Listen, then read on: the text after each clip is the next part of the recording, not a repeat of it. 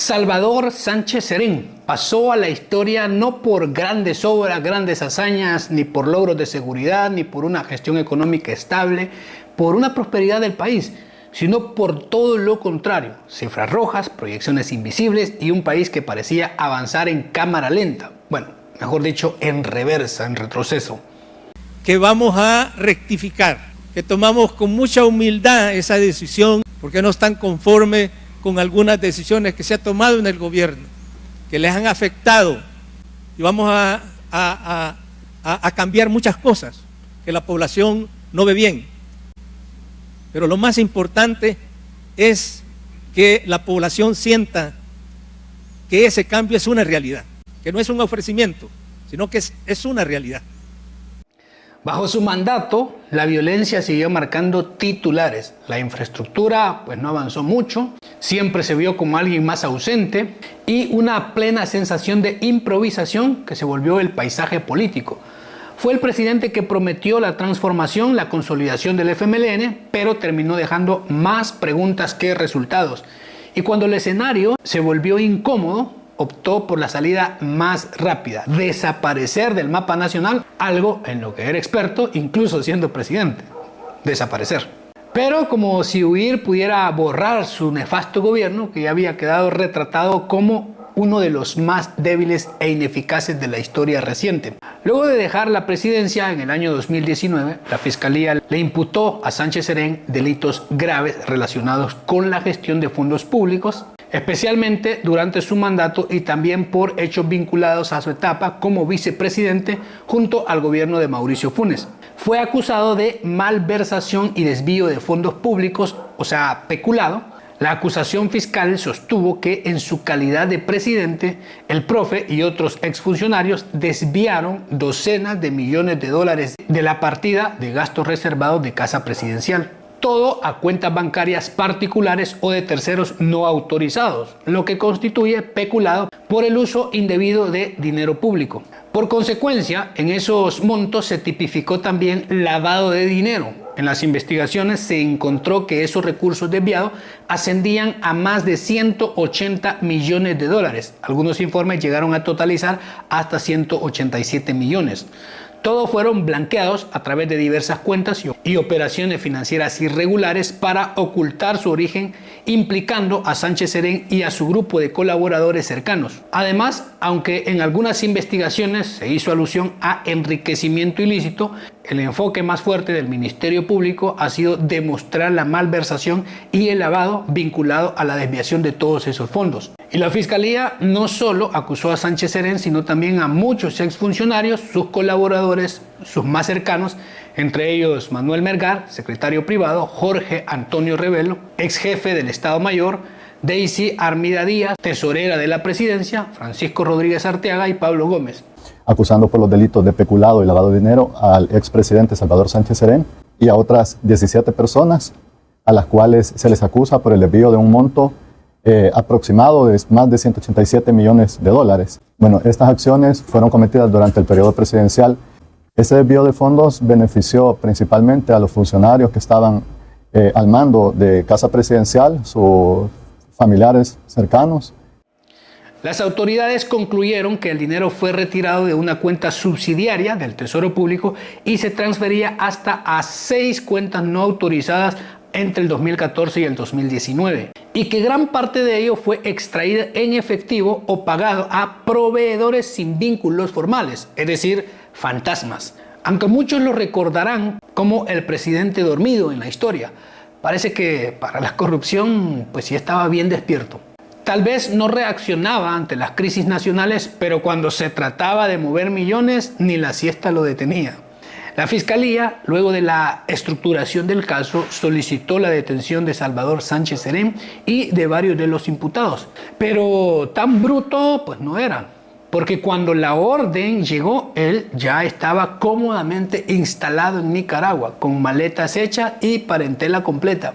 Mientras en El Salvador se firmaban papeles judiciales, Sánchez Serén firmaba su nueva residencia, demostrando que para huir a tiempo tenía muy buenos reflejos, aunque para gobernar no tantos. abandonó El Salvador el 5 de diciembre del año 2020, varios meses antes de que siquiera se iniciara su juicio, cruzando la frontera terrestre rumbo a Nicaragua junto con toda su familia, antes que las autoridades salvadoreñas avanzaran en las investigaciones, aunque luego también fue acusado en el 2021 en un proceso relacionado con supuestos pagos irregulares y enriquecimiento ilícito ocurridos cuando era vicepresidente, parte de esa investigación más amplia sobre manejos irregulares de fondos públicos durante gobiernos anteriores en el mismo partido. Cuando la Fiscalía salvadoreña apretó el paso, Sánchez Serén ya había hecho lo suyo. Su esposa, hijos y quizás hasta los nietos residían cómodamente en Nicaragua. ¿Cómo la ve? Muy bien anticipado, mucho antes de que el sistema judicial salvadoreño pudiera alcanzarlo. Y para mayor astucia de este sujeto, en julio del año 2021, el gobierno de Daniel Ortega le otorgó la nacionalidad nicaragüense a todos, toda la parentela que había huido. De forma expedita, el régimen de Daniel Ortega otorgó la nacionalidad nicaragüense al expresidente de El Salvador, Salvador Sánchez Serén, prófugo de la justicia de su país tras abrirse investigaciones por corrupción. La certificación de nacionalización también fue extendida en favor de la esposa del expresidente salvadoreño, Rosa Margarita Villalta, su hija Claudia Lisset Sánchez Villalta y su nieto Juan Carlos Guadamuz Sánchez, quien no podrá ser extraditado a El Salvador, ya que Nicaragua no puede extraditar a sus ciudadanos ante requerimientos de la justicia internacional. Esto justo después de que la Fiscalía avanzara en las investigaciones y mantuviera su orden de detención por lavado de dinero, enriquecimiento ilícito y malversación. Es casi como si hubiera aplicado a tiempo la ruta express para prófugos. Sacó pasaporte nicaragüense antes que la justicia pudiera ponerle las esposas. Un truco anticipado que garantizó su refugio legal y complicó cualquier intento de extradición. Al final, Sánchez Serén no se fue solo, se fue a reunir con su ex compañero de fórmula, Mauricio Funes, que ya tenía años instalado en Managua.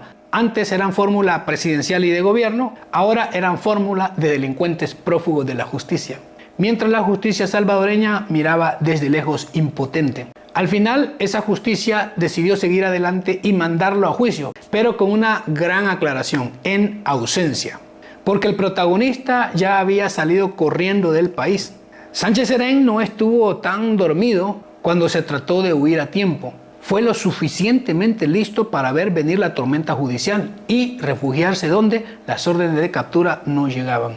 Así, mientras los tribunales hablaban de millones desviados, él escuchaba el veredicto desde Nicaragua, cómodamente lejos de cualquier celda. La última vez que se le vio a Sánchez Serén aparecer en público fue aplaudiendo a Daniel Ortega cuando este se autoproclamó presidente otra vez en Nicaragua. Ahí estuvo sonriente y saludando en la ceremonia como quien respalda a un colega en el arte de eternizarse en el poder. De El Salvador, comandante Salvador Sánchez Serén y licenciado Mauricio Funes Cartagena. Después de ese acto volvió a las sombras, cerró su vida política y desapareció del radar como solía hacerlo. Probablemente para dedicarse a disfrutar en silencio, sin sobresaltos, de esos ahorros que salieron del bolsillo de los salvadoreños. Y el profesor Sánchez Serén dejó un país con más problemas que soluciones, pero él sí se fue bien forrado, demostrando que tan dormido no estaba, porque mientras El Salvador se caía a pedazos, él ya tenía casi lista en Nicaragua, maletas hechas. Fue tan anticipado que cuando la justicia decidió tocarle la puerta, el inquilino llevaba meses viviendo en otro país. Al final no fue un presidente ejemplar, pero sí un fugitivo previsor. El cierre político de Sánchez Serén fue tan desastroso como inesperado. Muchos creían que no escaparía porque lo consideraban dormido, medio bobo. Sobre todo cuando otros exfuncionarios sí habían terminado arrestados y enfrentando la justicia. Pero el que parecía el más dejado fue el más silencioso. No avisó a nadie, no dio discursos, no se despidió, no miró atrás, simplemente agarró sus cosas, cruzó la frontera y dejó el país con todos los problemas y a la justicia hablando sola. Sánchez Serén pasó de presidente dormido a prófugo madrugador. Qué caso más emblemático y tremendo. Pero bueno, deje su conclusión en los comentarios. Muchas gracias por apoyar siempre el contenido y los videos, por llegar hasta el final. Cuídese mucho, se le aprecia. Hasta la próxima. Otra es la que tiene que ver con